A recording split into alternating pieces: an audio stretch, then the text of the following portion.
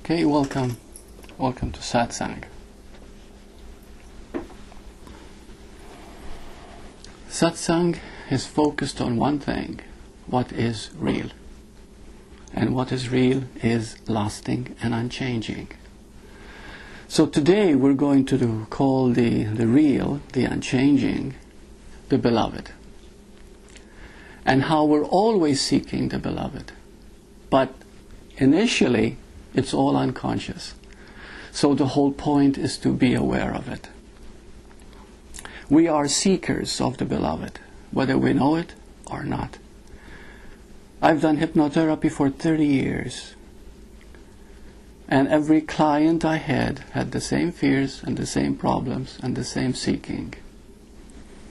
And I've learned a lot through seeing the pattern, because although the personalities were different, the people were different, everybody was unique, but the questions, the problems, the fears were all the same.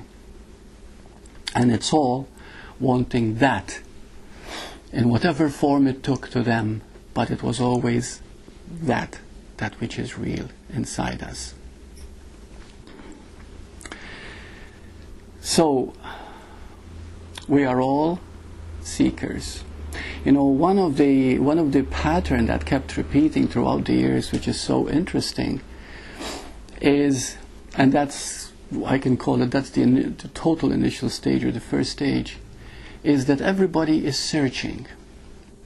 And every single woman that I had that came to see me, most wanted to find a mate, wanted to find a lover, wanted to find a perfect partner.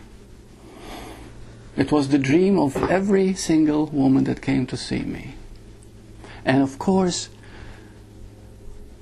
they weren't in touch with what is that's making them seek this. What is it that wants to do this? Because they're not doing it. It is being done through them, but they think they are doing it. It is they who want it. You see, this is what's so beautiful about knowing about the beloved and the seeking, is that once you get in touch with your seeking, which is all unconscious, you know, and it's such a driving force, you can't help it, then you begin to see something so clear that everybody is doing, but what you are seeking is yourself. In that totality. I found also that most men that came to see me wanted two things. Sometimes both of them, or one or the other. Sexual experience or power, or both. And it was very strong with most men. And all these desires are normal and natural. So what I have learned throughout the years is that we go through a process. And I'm going to put them into 4 stages.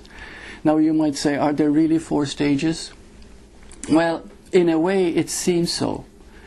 Because when we do not know we are seeking, then of course we go through stages of seeking. For example, I call this the first stage. The first stage, everybody is seeking fulfillment, seeking to feel good. This can lead you to alcohol, this can lead you to even smoking, because it's an addiction. You can have your coffee first thing in the morning, or drugs, to get a high. But you see, the one thing that I'd like to stress here, and if your heart can resonate to this, is that no matter what you're doing, every intention, every desire, every motivation is for one thing only. And that's why it's called the beloved, because it's made out of love, pure love. The beloved is the one that keeps the earth rotating around the sun. It's what makes the flowers grow. It's what makes a seed capable of creating a gigantic tree. It's what makes the fetus in the womb of a mother become a living, breathing human being. You see? And so this is the initial stage. We're not aware at all. We think we're all doing this, you see, instead of being done through us. And so when we fail and we don't find, we think there's something wrong, not realizing that if you think you're doing, something else happens when you seek, and you think you are doing the seeking. then no matter what you achieve, it will fail. Just like, for example, has been proven that when you seek a mate in a relationship, it becomes codependent. I want him to make me happy. What if something happens to this? You become codependent, you see? So before you know it, you're not growing because of your need for fulfillment makes you seek it outside yourself. Then, and these people don't know what they really want. You see, if you ask them, what is it that you really want? And some of them say, I really don't know.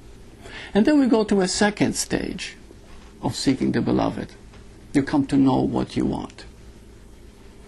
And this is a beautiful stage because the talents that you have and the gifts that you have are meant to be expressed. But what is it that is beautiful about expressing our gifts when we know what we want? Because we disappear within the love of our gift. You could want to be a lawyer maybe, or a doctor, or a writer, or an artist, or a designer. It doesn't matter. What it is, once you know what you want, then you immerse yourself into it totally and love takes over. And when love takes over, you forget yourself. And when you forget yourself, that is the periphery, the outside you, the you that thinks it's doing everything. And when you start forgetting yourself, you are in that euphoria of bliss, of involvement of what you're doing because you're good at it. When you're good at something, it is love that is doing it at that moment. But there's another thing here that happens. You see, at this point, we think we are the doers instead of being done through us. He's resting. So we think we are doing it, and when you think you're doing something, it prevents you from total immersion. You see? Because then you hate yourself for making a mistake. You see? And you go through all this. But when you realize there's love working through you, the beloved working through you, wow, what rest, what relaxation, what finesse, what expertise comes into being in whatever you do. And there's no selfishness. You see, there's no egoic preoccupation in it. Then this force takes over. But unfortunately, the second stage, which I call the second stage, throughout the years I've learned these stages from people, is that you think you're really doing it.